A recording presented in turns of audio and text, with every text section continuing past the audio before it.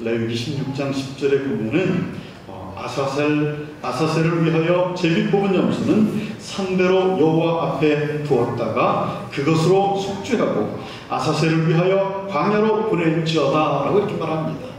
우리가 유월절 예물을 드리는 것이 이 아사셀의 염소와 같은 것입니다.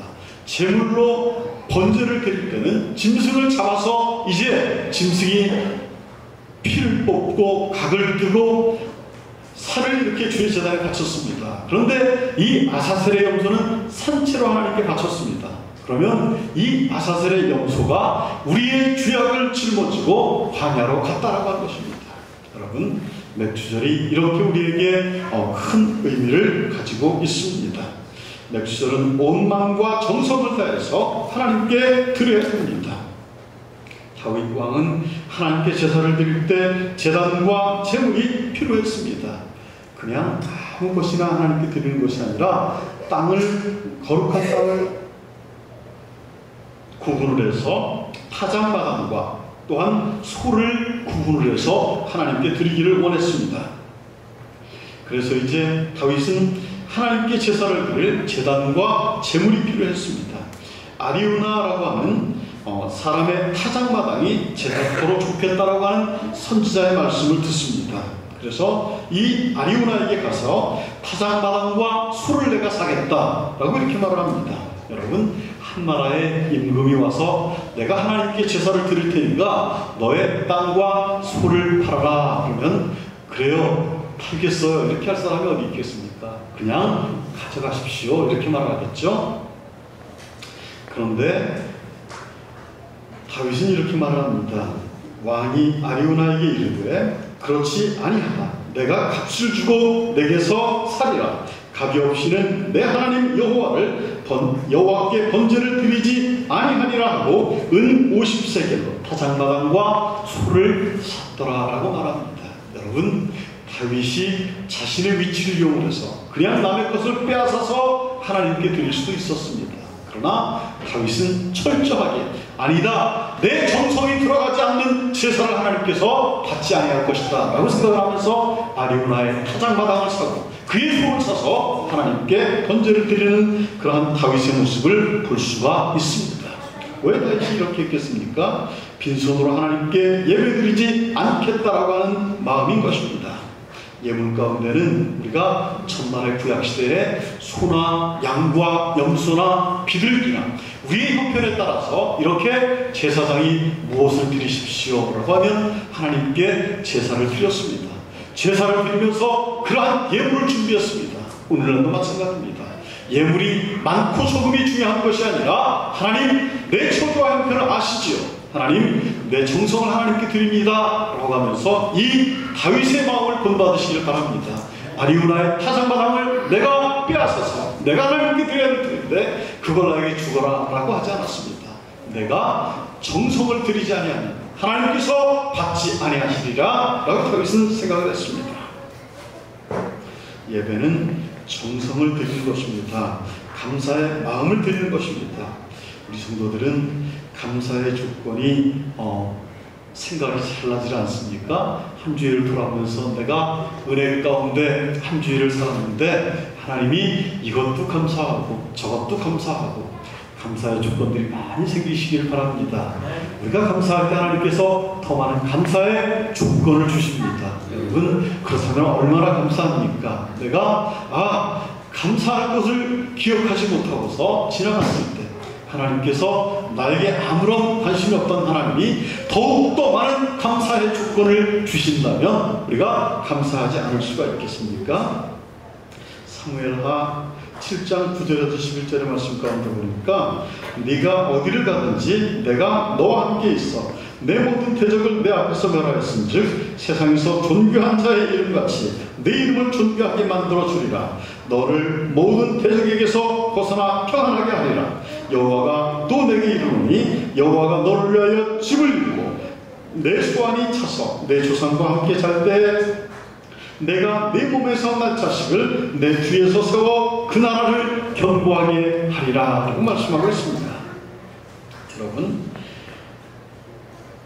한 사람만 이렇게 축복을 주는 것이 아니라 너와 네 자손에 이르기까지 하나님께서 복을 주시마 이렇게 약속을 하고 있습니다. 세상에서 존귀한 이름을 너와 너의 후손에게 주리라 말씀하고 있습니다. 하나님은 정성을 다해서 믿음으로 드리는 예배를 기뻐 연락하십니다. 그렇기 때문에 믿음이 없이 정성을 다하지 않는 예배를 받지 않으십니다. 가인이 드렸던 예배는 믿음이 없었습니다. 드린 제물에는 정성이 없었습니다. 그러나 아벨은 최선을 다한 예배를 드렸습니다. 처음 난 것으로 하나님께 제물을 드리고 예배를 드렸습니다. 하나님께서는 아벨의 제물은 연락하셨지만 가인의 제물은 연락하지 않았습니다. 간혹 시골에서 목회를 하다가 이렇게 돼지가 새끼를 낳았어요. 그래서 이제 7마리를 낳았는데 목사님 이거 11주를 드려야 되는데 7마리 가지고 어떻게 드립니까? 이렇게 물어보는 그런 집사님이 계셨어요. 집사님 한 마리를 드리시면 하나님께서 나머지는 채워주실 줄 믿습니다. 그랬더니 그럴까요? 그러면서 이렇게 드리는 집사님이 있었습니다. 여러분 우리가 하나님께 감사를 할 때 요것저것 우리의 생각으로 계산하지 마시길 바랍니다. 넘치고 후하게 우리가 감사할 때 마음이 중요한 것입니다. 먼저 내 마음이 준비가 되었을 때 하나님은 우리에게 더 귀한 것으로 주실 그런 마음의 준비가 될 것입니다. 주일학교에서 아이들에게 헌금에 대해서 이렇게 설교할 때 그런 이야기 하지 않습니까? 얘들아 너희의 그 작은 손으로 하나님께 이렇게 감사를 드리면 하나님은 너희보다 큰 손으로 하나님께서 너희에게 줄 거야. 이렇게 아이들에게 가르쳐 주지 않습니까? 저희에게도 마찬가지입니다. 어른들도 마찬가지예요. 우리가 어떠한 마음으로 세상을 살아가느냐, 어떠한 마음으로 하나님을 섬기며 살아가느냐, 우리의 마음의 중심 가운데 어떠한 마음으로 감사가 시작이 되었는가에 따라서 하나님은 감당할 수 없는 축복의 문을 열어주실 줄 믿습니다.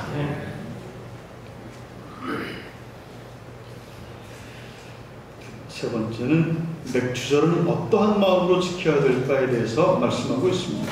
하나님께 드리는 맥주절의 감사는 흠이 없는 제물을 드려야 됩니다. 신명기서 16장 10절의 말씀 가운데 보니까 내 하나님 여호와 앞에 77절을 지키되 내 하나님 여호와께서 내게 복을 주신 대로 내 힘을 다하여 헤아려 자원하는 예물을 드리라 라고 말씀하고 있습니다. 하나님이 복 주신 대로 그리해야 된다라고 말하고 있습니다. 하나님이 우리에게 주신 복이 무엇입니까? 여러분 한번 이 시간에 생각해 보시기 바랍니다. 하나님이 나에게 어떠한 복을 주셨나 한번 생각해 보시기를 바랍니다. 우리를 죄 가운데서 건져 주셨습니다. 우리에게 영원한 생명을 주셨습니다. 영생을 소망하면서 살아갈 수 있도록 하나님께서 소망을 주셨습니다. 수많은 사고와 사건과 질병 가운데서도 오늘까지 우리의 생명을 연장시켜 주신 것도 하나님의 형언할 수 없는 사랑의 표현인 것입니다. 우리에게 삶의 터전을 주시고 자녀를 주셔서 아름다운 가정을 꾸미게 해주시고 우리에게 또 한 재능을 주셔서 우리가 하나님을 위해서 봉사하고 우리가 이 땅에서 살아갈 수 있도록 삶의 터전을 주신 것도 하나님께 감사합니다. 원래 감사라고 하는 thank라고 하는 말은 생각하다라고 하는 think-에서 비롯이 됐습니다. 그래서 우리가 감사라고 하는 것은 생각이 깊어져야만이 감사가 나옵니다. 하나님과 나와의 관계를 그냥 무심코 지나치면 감사가 나오질 않습니다. 그러나 오늘의 나를 있게 계신 하나님을 깊이 생각하고 오늘의 우리 가정을 있게 계신 하나님을 깊이 생각하고 주위에 수많은 사건과 사고가 있었지만 하나님께서 나를 지켜주신 그 감사의 사건들을 깊이 묵상할 때 우리의 마음 가운데서 감사가 우러난다는 것입니다.